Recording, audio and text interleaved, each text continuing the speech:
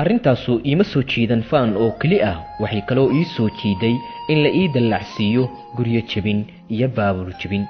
howlgalkii u horeeyey baan gacanta booliska ku dhacay anoo faldambiyeedkii gacanta kula jira.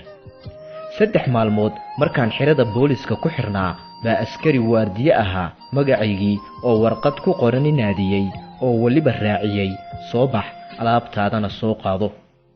waan farxay oo waxaan u qaatay in la isii deynayo.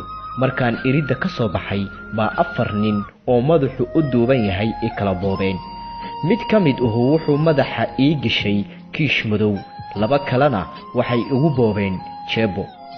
mid aan u malaynayo inuu madax u ahaa gadaal buu taagnaa. waxaan la yaabay sababta ay anna ii indhasaabeen iyana ay isu indhasaabeen.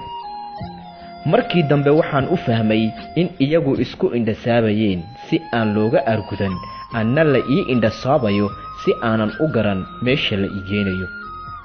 sidii la ii sii waday baa la ii gashay qol yar oo mugdi ah.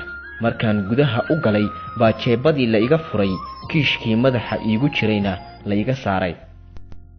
baar kadib baa 2 nin ii yimaadeen oo intay jeebadii igu xireen kiishkii madoobaana madaxa ii gasheen ilana dhaqaaqeen.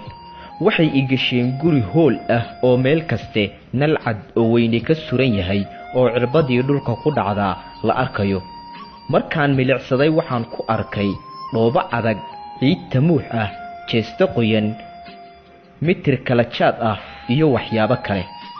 iyadoon war kale la ii oran baa la igu amray inaan dhoobadii qoyaneed cagta dul saaro. deedna intii cagtii la nadiifiyey baa ciiddii tamuuxa ahayd la dul saaray. mar labaad baa la nadiifiyey oo jeestadii qoyaneed la dul saaray. 3 meelood waa la sawiray oo galdambiyeed la ii furay lagu riday, aniguna qolkeygii la igu cishay. waxaanu wax aan aqaan ama aan fikir ka haysto ma aha oo haddeed filkaygaaba weli yar.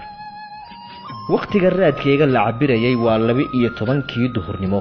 saacaddu markay ahayd 12kii saqdii dhexe baa la ii geeyey sargaalkii xafiiska fadhiyey, waxaana na dhex maray warkan.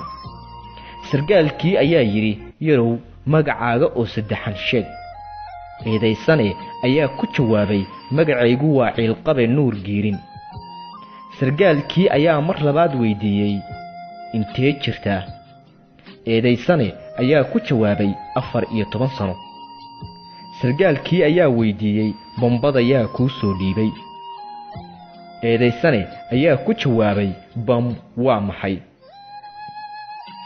sargaalkii ayaa mar kale weydiiyey, taariikhdu markay intaasi ahayd ceelgaabta ma tagtay?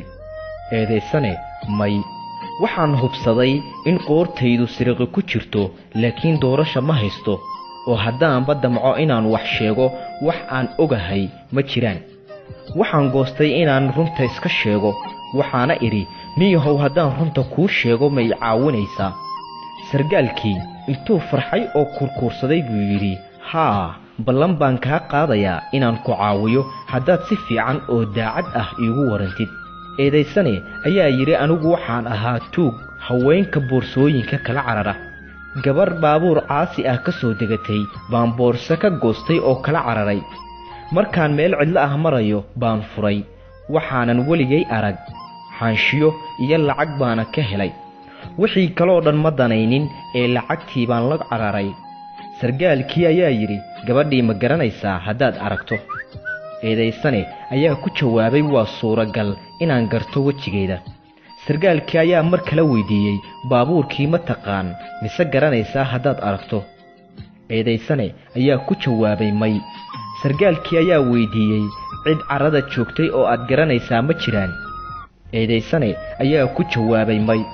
sargaalkii ayaa yidhi, haddaba kaama siisan, adaase warrami doono. intuu ku tiraabay buu istaagay oo raggiisii u yeedhay, kuna amray in shaqo laga qabto. 14 habeen iyo maalmahoodii markii la ii garaacayey baan qirtay in bamka la ii soo dhiibay. raggii ii garaacayey intay farxeen oo u qaateen in warkii cadowgu ay heleen bay sargaalkii igu cesheen. sargaalkii iyo aniga baan isku harnay.